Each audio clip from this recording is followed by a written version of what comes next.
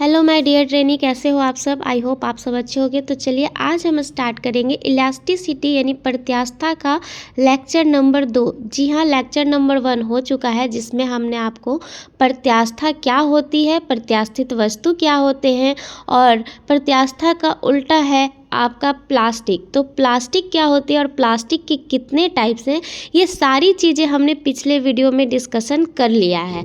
तो आप अगर उस वीडियो को देखेंगे तो ये टॉपिक जो इसके बाद होने वाला है वो आपको ज़्यादा समझ में आएगा। तो अब जाके पहले उस वीडियो को ज़रूर देखिए जो भी नए हैं, और जिन्होंने देख लिया चलिए स्टार्ट करते हैं आज का नेक्स्ट टॉपिक जो होने वाला है तनाव। तनाव किसे कहते हैं यानी प्रत्यास्थता में तनाव होता क्या है। देखिए फ्रेंड, पिछले टॉपिक में हमने आपको समझाया था कि प्रत्यास्थित वस्तु में खिंचाव होता है। खिंचाव कब होता है?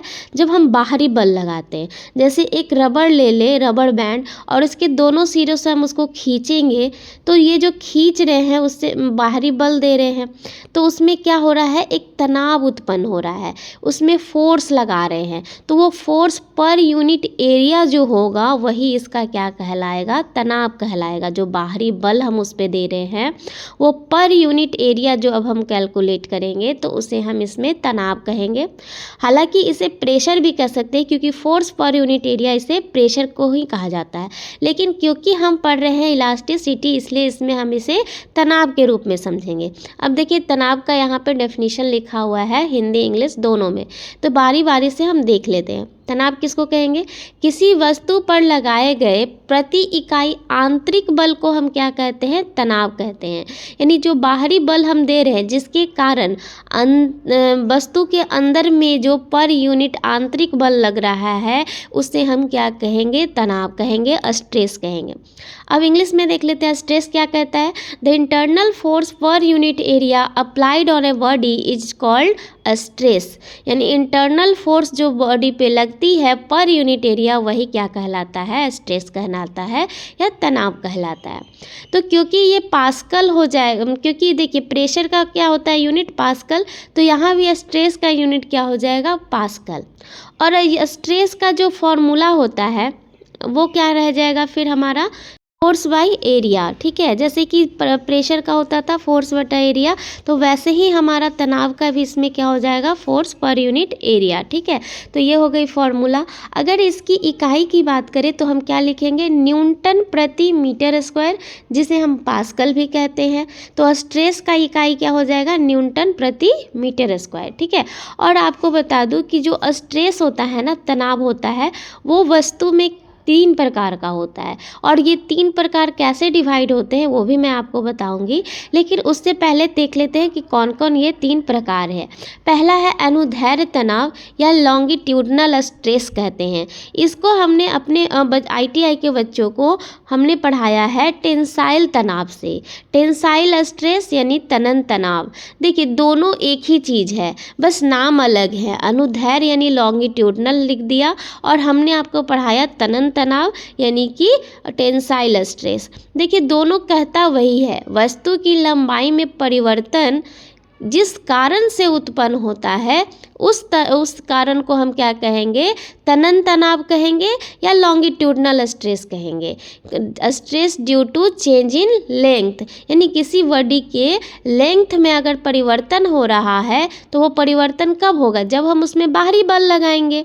और बाहरी बल जब हम लगा रहे हैं तो उस वस्तु के अंदर में क्या होगी, तनाव पैदा होगी, और उस तनाव के कारण उस वस्तु का क्या बदल गया, तो लेंथ बदल गया यानी लंबाई बदल गया। तो जब भी लंबाई में चेंज आएगी और वो किसी तनाव के कारण आएगा तो वो कौन सा तनाव कहलाएगा, या तो आप उसको टेंसाइल स्ट्रेस कर लीजिए क्योंकि उसमें हम खिंचाव दे रहे हैं इसीलिए वो बदल रहा है, या तो उसे आप अनुदैर्ध्य तनाव कह लीजिए, लॉन्गिट्यूडनल स्ट्रेस। अब चलिए देखते हैं दूसरा टाइप। दूसरा है आयतनिक तनाव यानी वॉल्यूमेट्रिक स्ट्रेस। वॉल्यूमेट्रिक नाम क्यों रखा गया होगा, क्योंकि इसमें वॉल्यूम में चेंज आ रहा है, यानी ऐसा तनाव जिसके कारण किसी वस्तु के आयतन में परिवर्तन हो जाए तो उसे हम क्या कहेंगे, आयतनिक तनाव।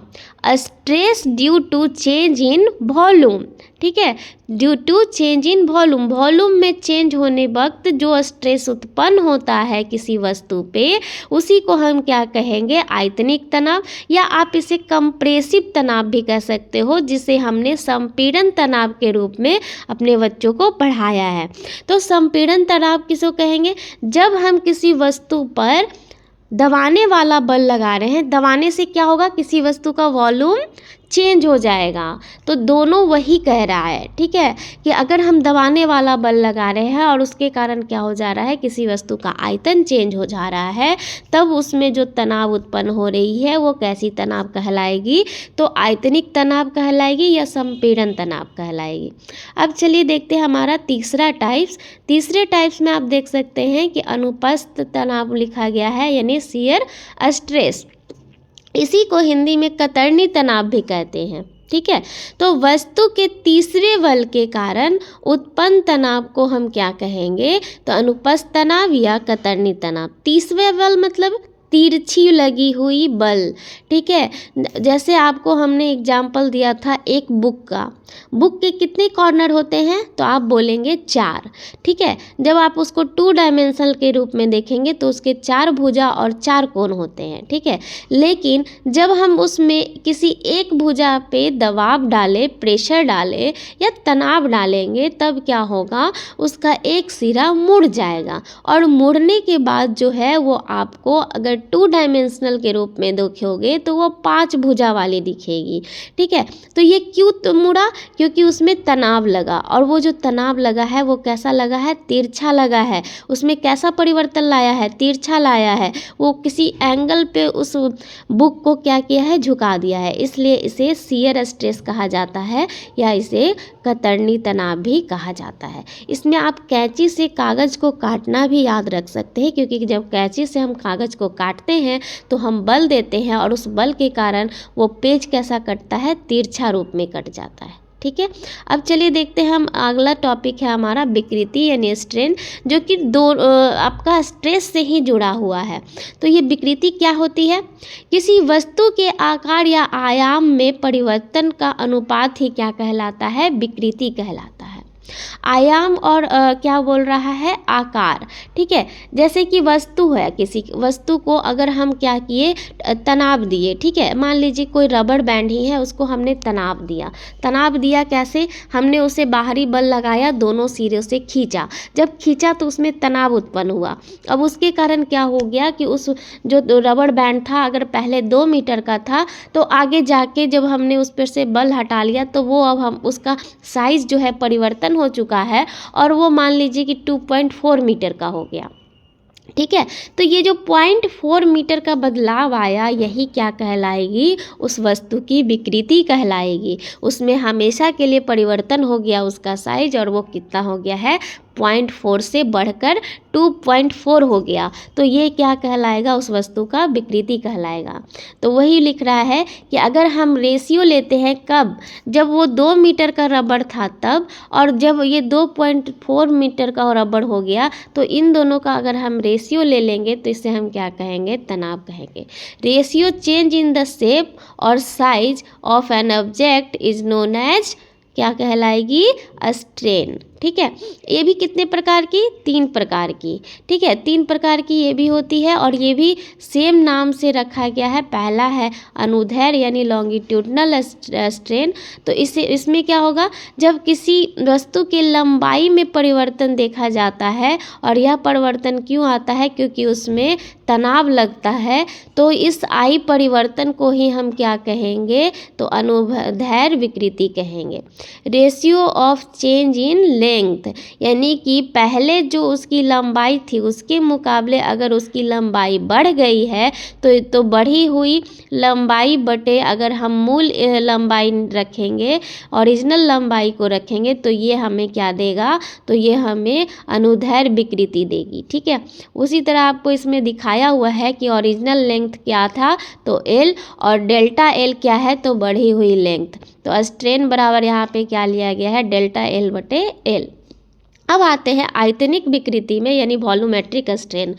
आयतन में परिवर्तन का अनुपात को हम क्या कहेंगे, तो हम कहेंगे विकृति कैसी, आयतनिक, यानी कि ratio of change in volume. अगर किसी वस्तु के वॉल्यूम में परिवर्तन आ जाए तो क्या होगा, आई परिवर्तन बटे वॉल्यूम में आई परिवर्तन बटे ओरिजिनल परिवर्तन यानी कि मूल परिवर्तन क्या होगा, तो ये देगा हमें आयतनिक विकृति। और ये परिवर्तन क्यों आएगा, स्ट्रेस लगने के कारण ही आएगा। ठीक है, अब चलिए देखते हैं हमारा कतरनी विकृति क्या होता है, यानी शियर स्ट्रेन क्या होता है। तो जब झुकाव या विरोध का अनुपात हम निकालते हैं तो उसे हम कहते हैं कतरनी विकृति। यानी कि अगर आपका कोई वस्तु तिरछी रूप से चेंज हुई है जिसमें एंगल का फॉर्मेशन हो गया है और उसका अगर आप अनुपात निकालते हैं, रेशियो निकालते हैं, तो उसे हम क्या कहेंगे, तो शियर स्ट्रेस कहेंगे या अनुप्रस्थ विकृति कहेंगे। इस शियर स्ट्रेस को डेल्टा एक्स बटे एच से डिनोट किया गया है, जहां डेल्टा एक्स जो है एंगल में आई परिवर्तन को शो करता है। अब चलिए देखते हैं हमारा तनाव विकृति वक्र क्या होता है, यानी स्ट्रेस और स्ट्रेन का कर्व क्या होता है। इसमें आपको देख रहा होगा स्क्रीन पे कि तनाव जो है वो वाई एक्सिस पे रखा गया है और विकृति को एक्स एक्सिस पे रखा गया है। तनाव को हम सिग्मा से रिप्रेजेंट कर रहे हैं और विकृति को हम एप्सिलॉन ई से डिनोट कर रहे हैं।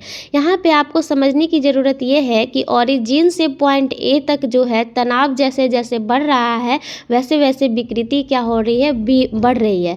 ए से बी के बीच आपको दिख रहा होगा कि प्रोपोर्शनल लिमिट आ गया है, यानी दोनों जो है अपने लिमिट के अनुसार बढ़ रहे हैं। वहीं आपको सी पॉइंट ये दिखाता है कि पॉइंट बी से लेकर सी तक ये दिखाता है कि यहाँ जो है मैक्सिमम तनाव का लिमिट जो है वो इलास्टिक लिमिट तक ही जाएगा, तो विकृति भी उतना ही होगी। अगर हम लिमिट से ज़्यादा, इलास्टिक लिमिट से ज़्यादा तनाव देंगे तो वस्तु टूट जाएगी और उसमें फिर क्या हो जाएगा, डिफॉर्मेशन कम हो जाएगा। तो इसीलिए ये वक्र आपको झुका हुआ दिख रहा है। तो बस यही समझना था, इसमें अलग अलग पॉइंट को दर्शाया हुआ है, आप देख लेंगे। ठीक है, अब चलिए देखते हैं हम हुक्स का नियम क्या कहता है। हुक्स ने बताया था, जैसे तनाव और वक्र का तनाव और स्ट्रेस का जो वक्र देखा है उसमें हमने क्या सीखा कि जैसे जैसे तनाव बढ़ रही थी वैसे वैसे विकृति भी बढ़ रही थी। ठीक है, तो वही हुक्स के नियम ने यही ऑब्जर्व किया था और हुक्स का नियम कहता है कि उत्तेजन के अनुप्रस्थ में उत्पन्न तनाव किसी वस्तु की विकृति के प्रति समानुपाती होता है। यानी कि कहने का अर्थ यह है कि अगर किसी प्रत्यास्थित वस्तु के लिमिट के अंदर, ठीक है, लिमिट यानी सीमा के अंदर अगर हम उस वस्तु पर तनाव देते हैं तो जितना तनाव हम देंगे उतना ही ज़्यादा हमको विकृति देखने को मिलेगी। Hooke's law state that the stress produce in a body is directly proportional to the strain within elastic limit. ठीक है, इलास्टिक लिमिट के अंदर अगर हम जितना तनाव देंगे उतना ही ज़्यादा हमको विकृति देखने को मिलेगी। यानी ये दोनों कैसा है, तो तनाव जो है विकृति का समानुपाती है। अब देखिए तनाव और विकृति को हम कैसे डिनोट कर रहे थे, तनाव को सिग्मा से और जो विकृति है उसको एप्सिलॉन ई से। अब दोनों समानुपाती था तो समानुपाती को हटाने के लिए हम अगर इक्वल का साइन लाएंगे तो एक हमको कांस्टेंट लेना पड़ेगा। तो यहाँ पे इसने कैपिटल ई को एक कांस्टेंट के रूप में लिया है। तो यहाँ पे हो गया क्या कि स्ट्रेस बराबर ई इंटू एप्सिलॉन ई, यानी कि मॉडुलस ऑफ इलास्टिसिटी गुने इसको हम क्या कहेंगे, तो स्ट्रेन, यानी stress is equal to modulus of elasticity into strain. यहाँ से हमने जो मॉडुलस ऑफ इलास्टिसिटी है वो हमारा यहाँ पे क्या है, प्रत्यास्था गुणांक है, यानी कांस्टेंट है। हम उल्टा करें तो आपको देखने के लिए ये मिलेगा कि कैसे प्रत्यास्था गुणांक जो है सिग्मा बटे एप्सिलॉन ई हो गया है ना। फॉर्मूले को हमने क्या किया, ई को जो यंग मॉडुलस ऑफ इलास्टिसिटी है उसको इधर ही छोड़ दिया और जो स्ट्रेन है उसको उधर भेज दिया, तो सिग्मा बटा एप्सिलॉन ई देखने को मिला। ये हमको दिखाता है कि मॉडुलस ऑफ इलास्टिसिटी क्या होगा, तो तनाव बटे विकृति होगी। तनाव और विकृति का अगर हम अनुपात निकालते हैं तो वही हमारा क्या कहलाता है, मॉडुलस ऑफ इलास्टिसिटी। अब आगे जाकर आप देखेंगे कि ये मॉडुलस ऑफ इलास्टिसिटी भी जो है वो 3 भागों में बट गई है, यानी इसका कितना प्रकार होगा, तो 3 प्रकार। ठीक है, तो अब पहले ये समझिए कि मॉडुलस ऑफ इलास्टिसिटी का इकाई क्या होगा। देखिए ये होता क्या है, स्ट्रेस बटा स्ट्रेन, है ना। तो स्ट्रेन तो डायमेंशन लेस है, क्यों, क्योंकि बदलाव आया और पहले जो मूल था उसका लंबाई, अगर लंबाई में हम समझने की कोशिश करें तो लंबाई में आई बदलाव तो वो भी मीटर में, और पहले वाला भी जो उसका लंबाई था वो भी था मीटर में। मीटर मीटर कैंसिल हो गया तो स्ट्रेन की कोई इकाई नहीं हुई, रही किसकी, स्ट्रेस की, यानी स्ट्रेस का हमने क्या बोला था कि पास्कल ही होगा, इसलिए मॉडुलस ऑफ इलास्टिसिटी का भी इकाई क्या होगा, तो पास्कल होगा। अब देखते हैं मॉडुलस ऑफ इलास्टिसिटी को इसमें कैसे परिभाषित किया गया है।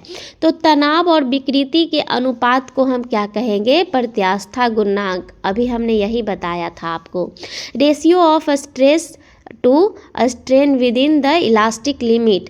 ये जो रेशियो हमको लेना है वो हमेशा प्रत्यास्थित वस्तु के लिमिट के अंदर लेना है, क्योंकि अगर लिमिट के बाद लेते हैं तो वो ऑलरेडी आपको हमने बताया है कि वो क्या हो जाएगा, टूट जाएगा, वो वस्तु क्या हो जाएगी, इलास्टिक से लिमिट से ज़्यादा अगर हम उसमें तनाव देंगे तो वो वस्तु टूट जाएगी।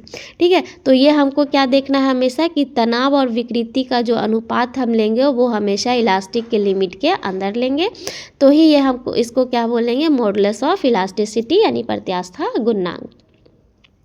देखिए प्रत्यास्था गुणांक जो है 3 प्रकार का होता है। एक होता है आपका यंग मॉडुलस ऑफ इलास्टिसिटी, दूसरा होता है आपका वल्क मॉडुलस ऑफ इलास्टिसिटी, तीसरा होता है आपका shear modulus of elasticity. Young modulus को ही हम कहते हैं क्या, तो यंग गुणांक। ठीक है, यंग गुणांक क्योंकि इसमें लंबाई में परिवर्तन आता है, ठीक है, और उसको हम क्या करते हैं, कैलकुलेट करते हैं, यानी कि हमारा स्ट्रेस जिसके कारण लंबाई में परिवर्तन आए और स्ट्रेन जिसके कारण लंबाई में परिवर्तन आया है, तो वो कितना आया है, ये दोनों का अगर हम क्या निकाल लें रेशियो, तो वो हमारा यंग मॉडुलस ऑफ इलास्टिसिटी कहलाएगा। आयतन में आए परिवर्तन के कारण हम इसको कैलकुलेट करेंगे किसमें, तो वल्क मॉडुलस में। ठीक है, इसको आयतनिक भी कहा जाता है, आयतनिक गुणांक। ठीक है, और तीसरा है आपका शियर गुणांक। ठीक है, तो कतरनी गुणांक भी उसको बोलेंगे। अब देखिए तीनों का जो है अलग अलग आपको परिभाषा और अलग अलग फॉर्मूला दिया गया है। तो अगर आप यंग मॉडुलस यानी यंग गुणांक की बात करेंगी तो उसमें क्या बोला गया है, प्रत्यास्था गुणांक जो कि किसी लंबाई में होने वाले परिवर्तन का बताता है, वही क्या कहलाता है, तो हमारा प्रत्यास्था गुणांक कहलाएगा, लेकिन कैसा, तो यंग। ठीक है, modulus of elasticity that's measure the change in length of a material is known as Young modulus of elasticity. ठीक है, तो इसमें ई बराबर सिग्मा बटे एप्सिलॉन ई तो होगा ही, क्यों, क्योंकि मॉडुलस ऑफ इलास्टिसिटी ही है, लेकिन इसमें स्ट्रेस और स्ट्रेन का हमको अनुपात लेना है। तो कैसा वाला, जो स्ट्रेस वो जो लंबाई में लाए परिवर्तन और स्ट्रेन वो जो लंबाई में परिवर्तन आई है, इन दोनों का अनुपात ही क्या कहलाएगा, तो यंग मॉडुलस ऑफ इलास्टिसिटी। वहीं पे आप बल्क मॉडुलस ऑफ इलास्टिसिटी देखेंगे तो उसमें प्रत्यास्थित गुणांक का वो जो पदार्थ के आयतन में होने वाले परिवर्तन को मापता है, यानी modulus of elasticity that measures the change in volume of a material, यानी कि ऐसा यंग गुणांक जिस या ऐसा प्रत्यास्था गुणांक जो क्या करे, स्ट्रेस तनाव, वो तनाव को ले जिसके कारण आयतन में परिवर्तन हो जाए, और जो विकृति को ले जितना वो विकृति का रेशियो ले जो आपकी आयतन में आई है, तो ये क्या देगा, तो हमारा वल्क मॉडुलस देगा, जिसे हम के से रिप्रेजेंट कर रहे हैं, और पी जो है ऊपर में शो कर रहा है प्रेशर को, और डेल्टा भी जो है शो कर रहा है वॉल्यूम को। अब शियर मॉडुलस देख लेते हैं। शियर मॉडुलस यानी कतरनी प्रत्यास्था गुणांक। तो प्रत्यास्था गुणांक पदार्थ के कथन में होने वाले परिवर्तन को मापता है। Modulus of elasticity that's measure the change in shape of material.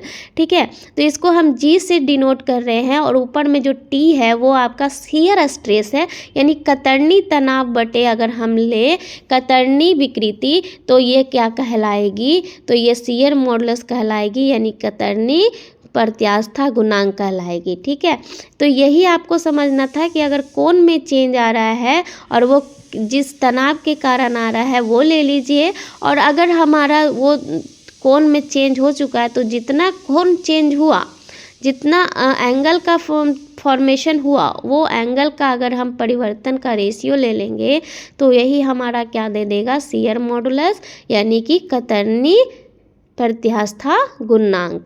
अब चलिए आगे बढ़ते हैं और आगे हम पढ़ेंगे। तो फिर मॉडुलस ऑफ इलास्टिसिटी जो है ये एक लोच के रूप में भी निकाली जाती है, और वो लोच जो है वस्तु पे निर्भर करेगा।